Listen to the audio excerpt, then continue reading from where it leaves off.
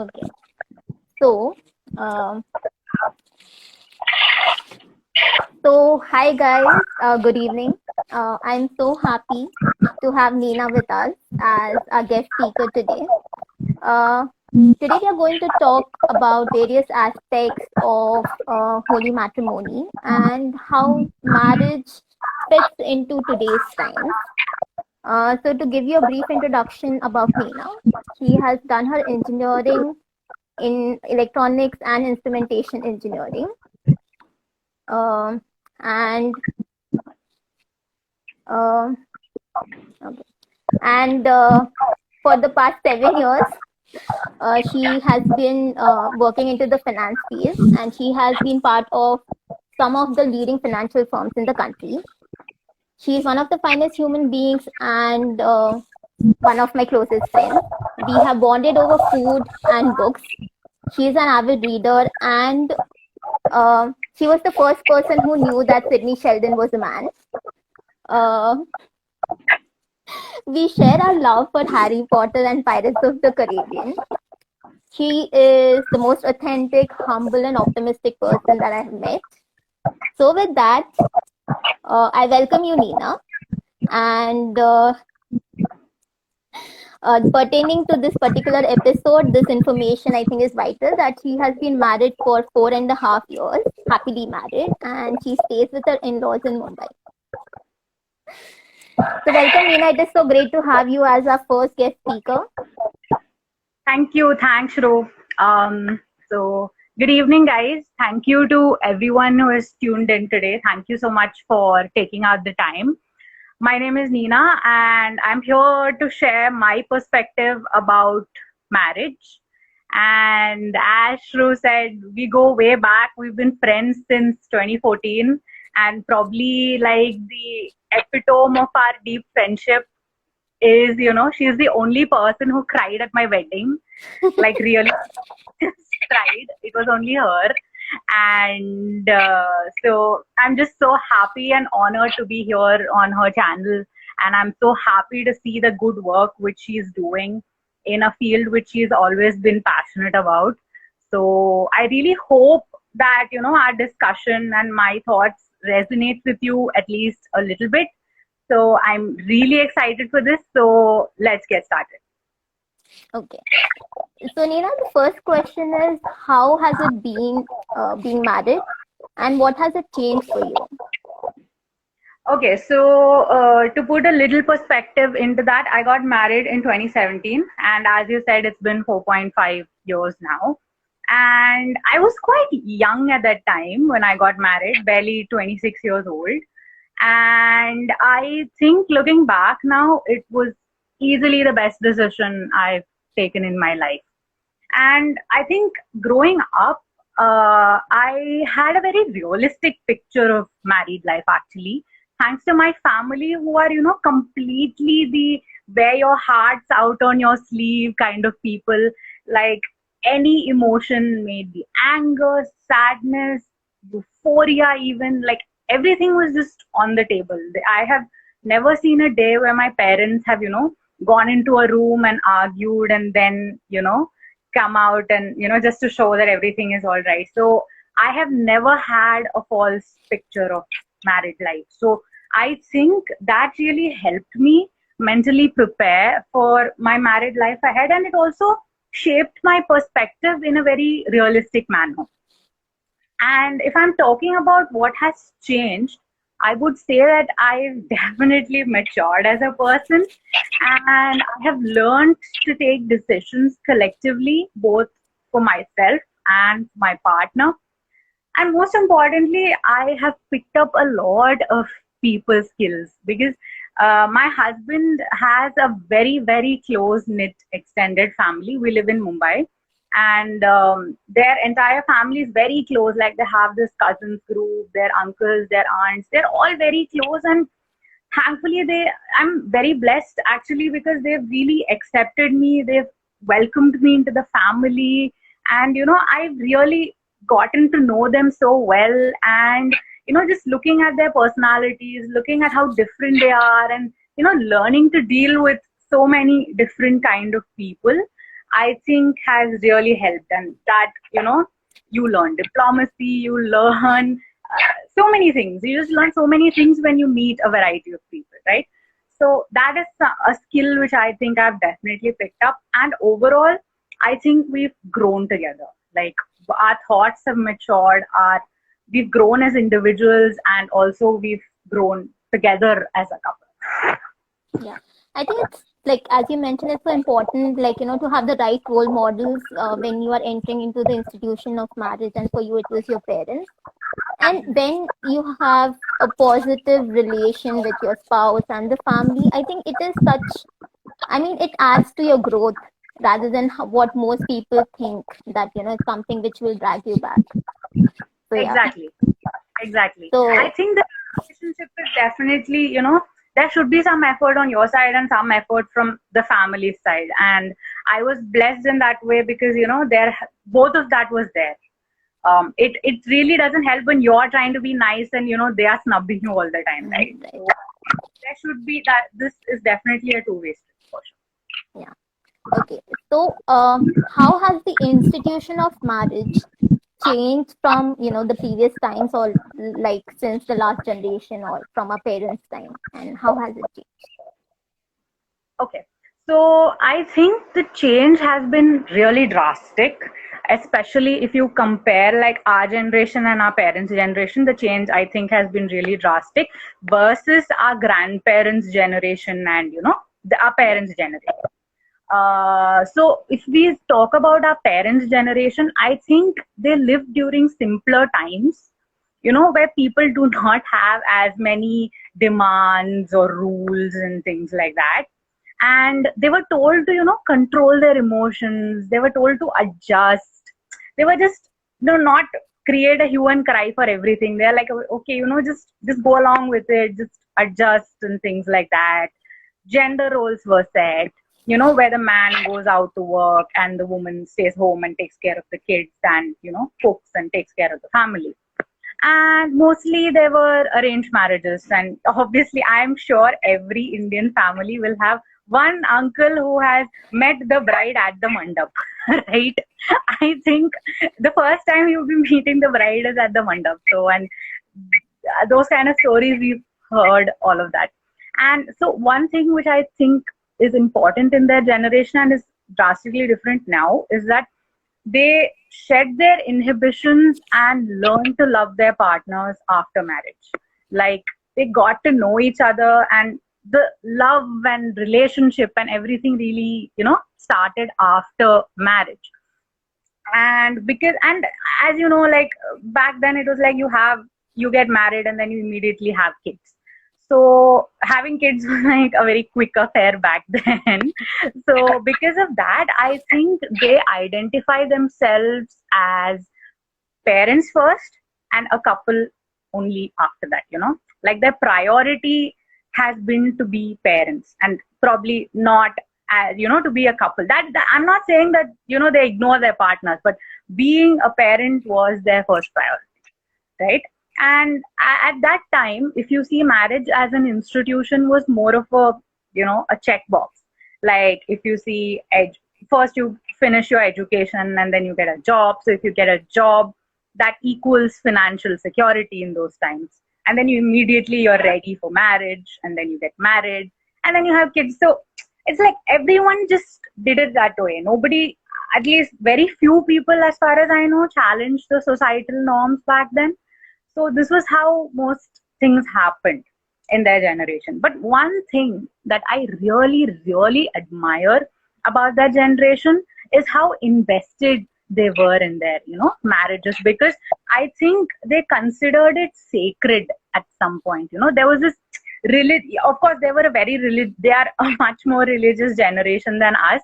So I think this aspect of, marriage being sacred also led to those, solid foundations, those rock solid foundations which you see in that generation. So now coming to our generation, things, as I said, have drastically changed. People are finding their own partners. That is becoming more and more acceptable. You're seeing both love and arranged marriages happen equally, I think. And now I think people put a little more thought into what they want from their partners. And uh, even though it's better than the previous generation, but I still feel that arranged marriages are still being done more traditionally, where the intermingling and the intermingling of the family is taken as more important than how the bride and the future bride and groom would get along. That traditional aspect of it is still very prevalent. Having said that, I still think that marriage as an institution is still very relevant, and most people still do believe in it, even in our generation. But it's just that most people are very confused. Like, they're very suddenly they're like very fascinated with this concept of a love marriage. Yes, I will find the person. And then they grow a little older, and then reality hits them. Okay, nothing has happened. And when they go in for an arranged marriage, like their interests and their parents' interests, clash. So arranged marriages are a little more delayed nowadays. But nevertheless, I think marriage as an institution is still pretty rock solid even in our generation mostly. Okay. Um, so do you think that people tend to lose their individuality after marriage? Because as you mentioned in the previous question also that, you know, at least for the previous generation, it was more about, being the parent rather than a couple. Forget about being an individual. So do you think that individuality gets affected after marriage? So one thing I would like to really point out is that our generation is really being consumed by whatever we do.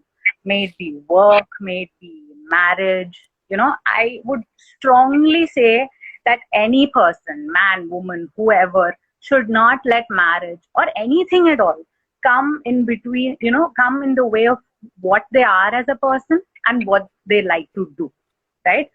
I understand that after marriage or living with a different individual, they have different tastes, they have different habits, they have different priorities, right? And you will obviously be spending time together, doing things together, right? But at the end of the day, your me time, I think, is really, really important. At least spend a little. I understand that we're all very busy people, but every day I think, whether you're married or unmarried, you really need to spend some time doing any hobby which you like, anything which you like to do for yourself, right? Like, for example, my husband and I, we are very different people. We enjoy doing different things, but we do love movies. We love watching movies together. We do things together a lot. But as an individual, I like to cook. I like to read. I like to play the keyboard. So these are the things which I do for myself. These make me happy. I don't really insist that my husband join me when I do all of these things, because these are the things I want to do. And it's perfectly okay if he does not enjoy them or he doesn't want to be a part of it, right? I think that me time, giving each other the time and the space. I'm not using the word freedom because I don't like that word. I think your freedom is in your hands, not anybody else's. But anyways, that space which you give each other in a relationship is what will help your relationship to grow. It will really thrive, I feel. And the added bonus to all this is that it will really help preserve your sanity, especially during these troubled COVID times. I don't know, Shru, how many complaints you've got from your clients, because I've been reading a lot of articles about, couples, divorce rates spiking, and, couples falling apart during these COVID times because they're just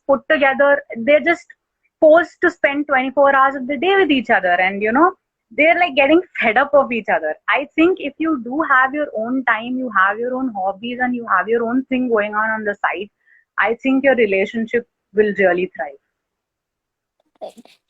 As you correctly mentioned that, during this COVID times, a lot of people are facing the problem of, forced to spend uh, so much time with each other. But maybe somewhere they need to understand that it doesn't have to be like with each other all the time, Yeah. but they can do whatever they like individually also.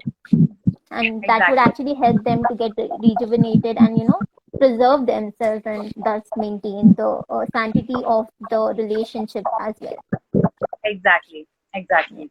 Because suddenly a lot of people have so much free time, right? They don't know what to do. So I think really, I think people should really go back to their childhood hobbies and just start doing things and, keep themselves engaged. I hear you're doing gardening during COVID. So I do something and, keep themselves occupied. And I think your relationship will just get better. I'm not saying you should do things together all the time, as you said. That is very important point, I think, which you have highlighted, that because most of the people think that a happy couple is like they are someone who do everything together, but that's not the case. They do things together, but they also can be apart and do things for themselves also. So Absolutely. yeah. Okay. So do you think that people are missing out on marriage majorly thinking it to be a milestone, which is such an integral part of life? So I think, unfortunately, marriage is still very much a society imposed milestone.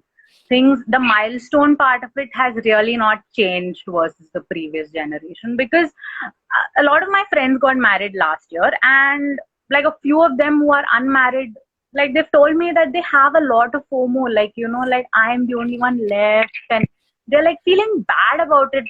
I don't know why they're really feeling bad about it, and they shouldn't, right? And also on the other hand, parents get bombarded with questions from the society. Oh, your son or your daughter is so old, why are you not getting them married? So this pressure on you, this pressure on your parents, so this creates a pressure cooker kind of situation. And let me tell you, any decision which is taken under pressure is not going to go well, because I have seen cases where, they've gone ahead, the parents have gone ahead and done the marriage just because the marriage was fixed, just ignoring all the hundreds of red flags on the way, and it ended up in a complete disaster. Mhm. So I really don't think you should take such decisions under pressure, despite it being a, society imposed milestone. So if I'm talking about what a single person is missing out versus a married couple, I think after marriage you're a team. You're a package deal. You have this person in your corner, right? And especially I am a single child. I have never grown up with siblings, so many things of that are new to me. Like, for example, me and my husband are both Joey doesn't share food kind of people. We are both extremely protective about our food, okay? And then whenever something nice is made at home, we take 5 minutes to divide it into two equal portions.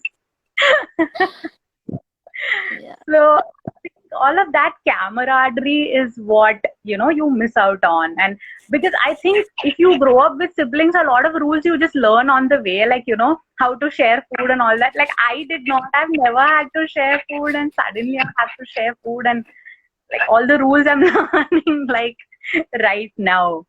So I think that camaraderie and that that person being in your corner is what an unmarried person is missing out on.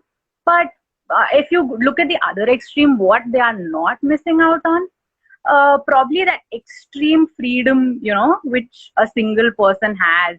Oh, I'm sorry. Who am I kidding? We all have our Indian parents behind us who we will be answerable with even at the age of 60. So I'm sure none of us Indians have ever had that phase of that complete freedom. But anyway, jokes apart, I think there are a lot of people who are single and perfectly happy, and they thrive, in that kind of an environment. So they're just happiest by themselves.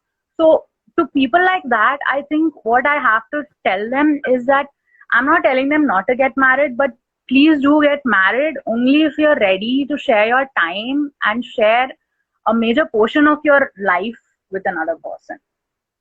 Right. So that's what I think. I think, just to generalize that marriage is for everyone in today's time is maybe not the right approach. because compared to the previous times, or maybe say 2 or 3 decades ago, the options are more for people. People are changing their careers, people are traveling, people are exploring the world. So people may have different priorities or passions, and the marriage may not fit into it. So it's okay, like it's not for everybody, and I think it's high time that the society as a whole understands that. And Absolutely. to to add to your the first point that you said about what people would say, or the pressure from the society, like why is your daughter not married, why is your son not married. I think even today, most of us have that external locus of control where we form an opinion about ourselves from what people think of us, rather than having that internal locus of control and we knowing what we are inside, or why is it okay for us to do something or not to do something. Absolutely. So I Absolutely. think, yeah. That's true. That's true. Because the thing is, we are just so conditioned to listen to our elders. We are just taught that since our childhood, like listen to your elders, do what your elders are telling you to do. They know better. They have the worldly wise experience and all that. I think at the end of the day, you need to take some decisions on your own, and marriage is definitely one of those. And it should not be just a milestone just because everyone else is doing it, and that kind of. Yeah. Okay. When do you think is the right time for anyone to consider marriage? How soon is too soon? Okay, to put it simply, there is no right time. Okay, you choose the time where you want to get married. There might be someone who is ready at the age of 21. There might be someone who gets married at the age of 60. And both, I think, are completely acceptable, right? Because times have changed now. As you said, people are traveling and everything. People want to do things. I've seen both happening with my friends. Like, sometimes they get married first and then they go on to do their masters and then, go into jobs and things like that. But there are some people also who, have financial goals, they have academic goals, they have monetary goals for that matter. So they want to do all that and then get married. So I think both of this I have seen among my close group of friends as well. And I think both are completely acceptable and should be left to the person's discretion. Unfortunately, stemming from the previous answer which I had given, society has predefined marriageable age as well.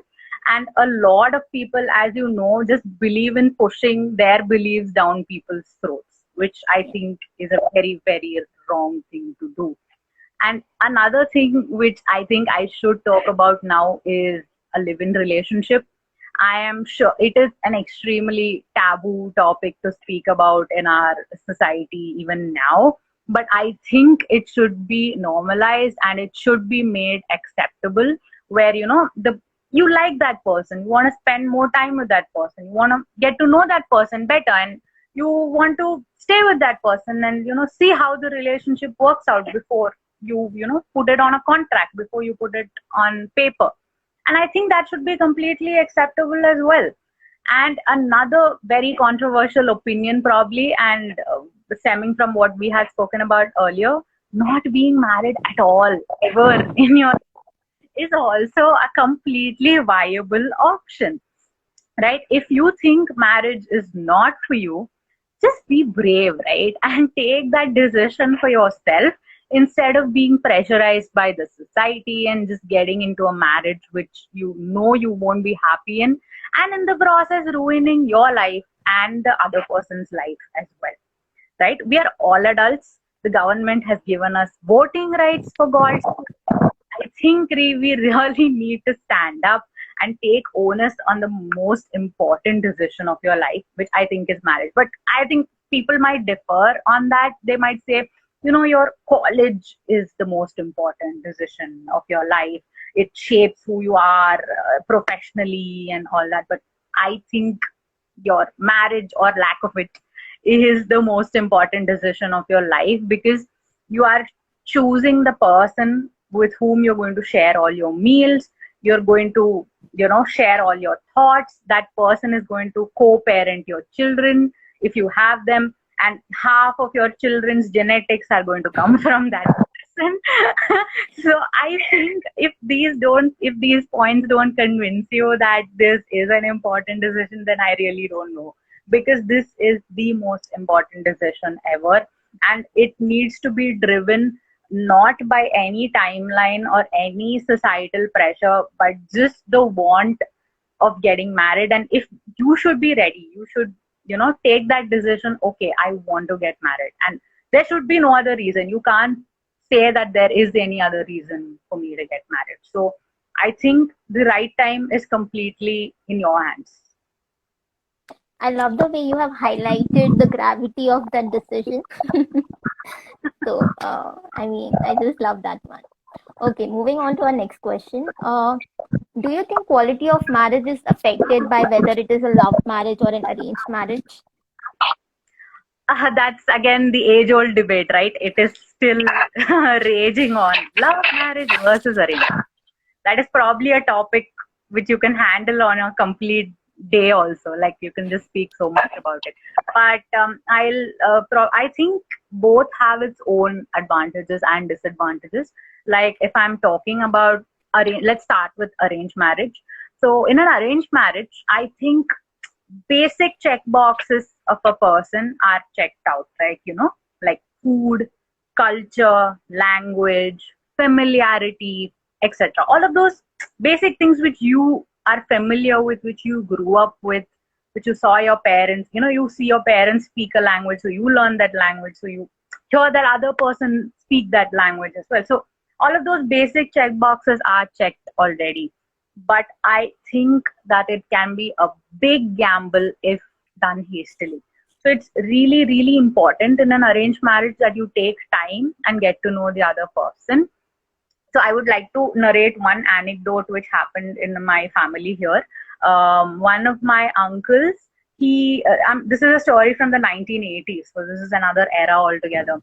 So one of my uncles, he went to meet this girl for marriage, and then they spoke, and his dad asked, okay, how did you like her? And then he told him, Dad, there's something wrong, there's something off. The chemistry is just not right. That's the exact word used. The chemistry is not right.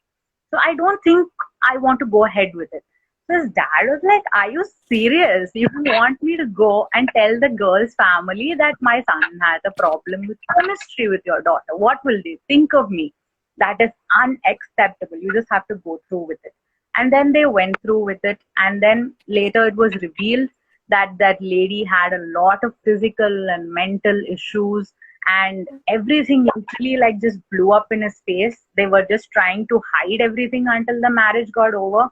And there was a child involved, and then it ended up in an extremely messy divorce. So what I wanted highlight with the story is, don't ignore those vibes. When you meet somebody, you get positive or negative vibes. I'm a huge believer in vibes. It's not a tangible thing, but I am definitely a huge believer in that.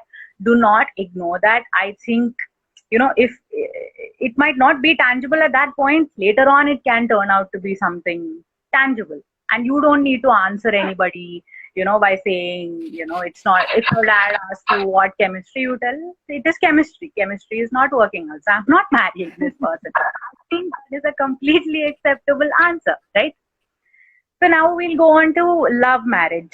So in love marriage, I think it is more it's very important to be practical about the decision which you take.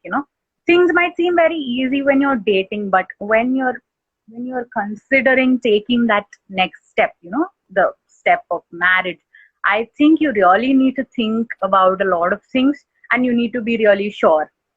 Like, as you know, I had two very able associates during my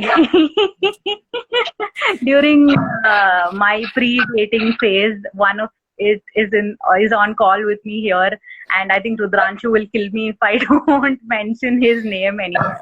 So one pro tip, guys: please listen to your friends when they're giving you dating advice. Like, they can turn out to be the best CBI officers ever. Like, I had to do nothing. My friends did all the information collection. And you should really, if you're going in for a love marriage, really use your friends as a sounding board, because I think I really avoided a lot of bad dating experiences thanks to their advice. So, and all of my friends at least are people who have called me out on the face. They're never nice to me. They don't sugarcoat anything for me. So when I'm doing something stupid, they would tell me that I'm doing something stupid, which is why you need those kind of friends in your life. And also, when I still remember when I told you guys that I'm marrying Anish, you guys were like just so happy. You guys were like, oh my God, this is amazing. So, when you hear that from your loved ones, it gives you an added confidence, that, okay, I'm doing this right. I have people who back my opinion. So I think that is also very important. So to sum up, I think quality of marriage remains the same, irrespective of whether it is, love or arranged. The only thing is that both partners need to be equally invested in it and willing to stand by each other, whatever life throws at them. You even have it with marriage vows, right? I will stand by you in sickness and health. That eventually sums it up to me. Right. Yeah. Okay. So what do you like? What is compatibility according to you, and what are the key things that people should be compatible in for a peaceful marriage? Underlining the word peaceful. Okay, so in that case, I think each person has a list. Okay, don't kid me if you're telling you don't have a list. Everyone has a list. Okay, the list has both your negotiables and your non-negotiables, right? And I think partners need to be roughly on the same page on each other's non-negotiables. Okay, and I think that is why it is really important, as I had reiterated previously also, that you get to know each other like really well before you take this step. Communication is really key. Tell each other everything, like likes, dislikes. Do you have any emotional baggage? Do you anticipate any problems in the future, where your partner is going to be with you, so he or she will have to be a part of that problem? Do you have any health issues? Do you anticipate any issues because of that? Just be extremely open to your partner before you get into this relation, before you get into marriage. And I don't think you should cheat your partner in any way. Do not lie to them, do not cheat, do not, those two are like completely unacceptable. And another very, very important decision I think couples should talk about before marriage is children. Whether you want to have children, that is the most important question. And when you want to have children, probably that can still be worked out later on, like timelines can still be worked out. But I think the decision of having children or not should definitely be taken by both partners before marriage. You should definitely not assume that, okay, I want children, so my partner will naturally want children as well. I think in this time and age, it is, having children has become a very, very personal thing. It's not like after you get married you immediately have children. Times have changed. So I think you need to talk about that, and also get on the same page regarding that extremely, extremely important decision. And another thing I would like to talk about is, try to set expectations right in the beginning of the relationship itself. Don't over promise and under deliver. Like, don't disappoint your partner. Don't make them feel unloved. That's real. Don't make them feel ignored, or don't make them feel unloved. That is probably a very bad thing to do. Obviously, every person has their own mood swings, so it's not like you're going to have extremely consistent behavior throughout. But just make your partner feel loved. Make them feel that they're really a part of your life. Like, I would like to narrate one incident which happened, and I felt really bad about it. It's like two of my friends, after they got married, like I was speaking to their wives, okay, and both of them had an arranged marriage, and they had a proper like courtship period before their marriage.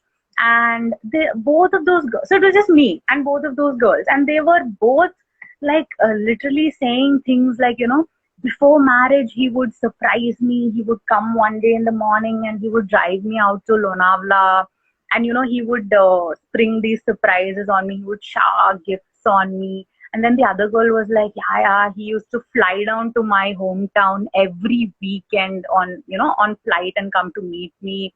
So he would and then he organized this, very filmy proposal for her and all of those things. And all of this happened before marriage, and after marriage, these girls are feeling like so let down. Like, they are like, where is all the love? Where is the attention which you gave me before marriage? I don't see even 50% of it now. So I felt really bad because I think these guys like just, overdid it in the beginning, and they just gave them false hopes. And now probably the girls should also understand that, all of those things are not always practical. But then I think the guys should have been a little more practical about it. They should have thought, okay, am I going to be able to do this all the time? If the answer is no, then please don't do it. Don't give false hopes to your partner, right? And to summarize on this point, I think just like every musical instrument, right, it needs to be tuned a little bit before it can produce good music. I think a marriage is also like that. You just need to tune it, find that rhythm with your partner, and then you're just good to go. Yeah.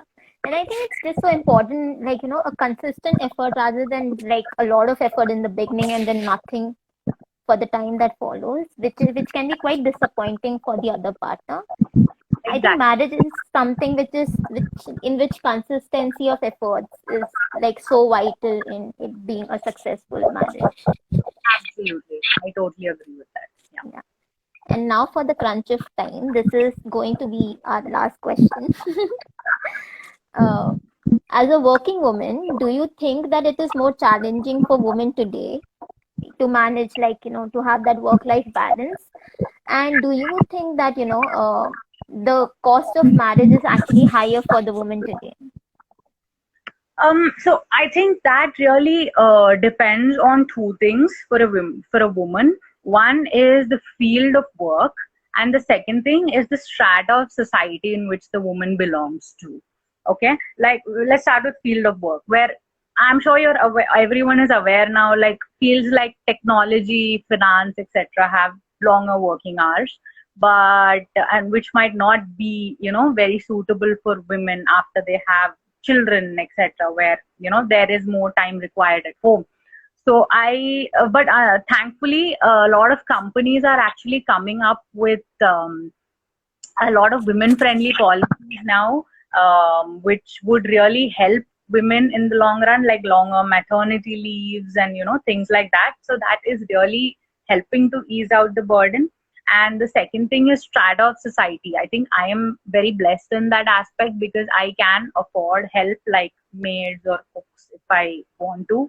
But there are these super women who work all day, come back, cook in the night, cook in the morning, take care of their children. Like they just do everything. My mom was one of those super women, and I really cannot fathom how they did it. But I think they really need a big round of applause here.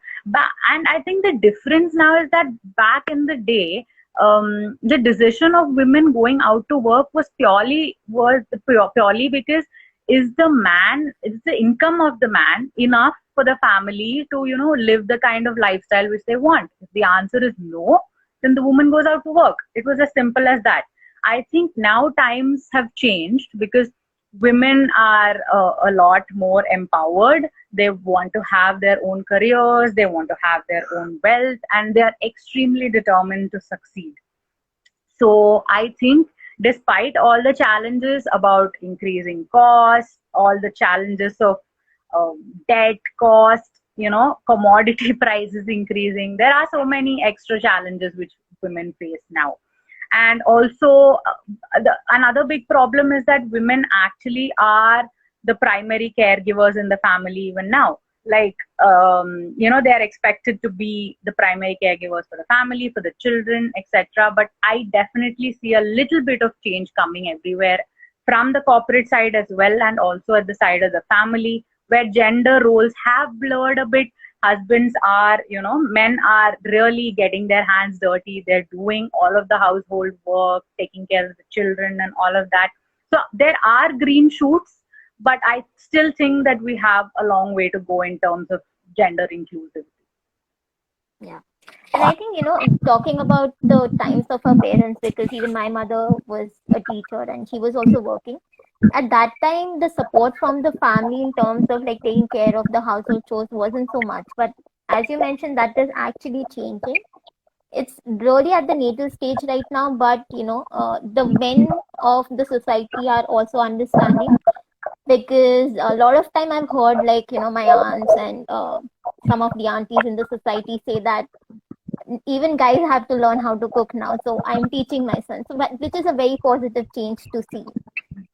It's still a start, still like Yeah, very minuscule, but it's still there is that start that has uh, it's happening now. Okay, absolutely. Nina. So finally, do you want to share anything, anything else that you want to share with our listeners? Okay.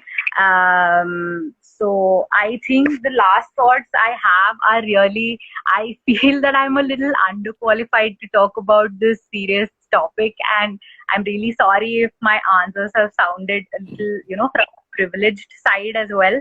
But I really hope to everyone who's joined in that this session was useful to you. And one last thought which I would like to leave everyone with is that we all human beings are flawed in some way, like everyone, right? Even someone whom you've put on a pedestal. I think everyone is really flawed in some way, and we as a society need to be kinder.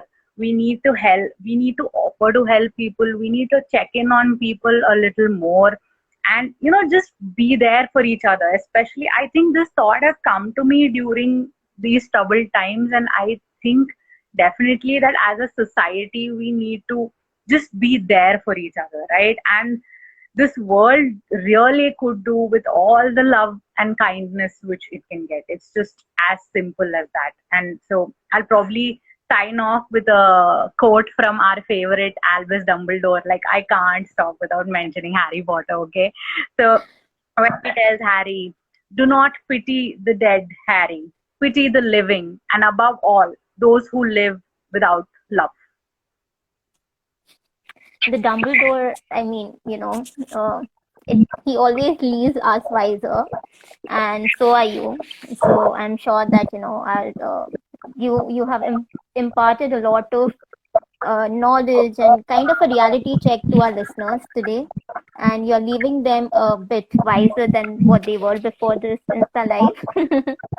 And I want to thank you so much for joining in today. I couldn't have thought of a better person to do my first Insta Live with. So thank you so much, Nina.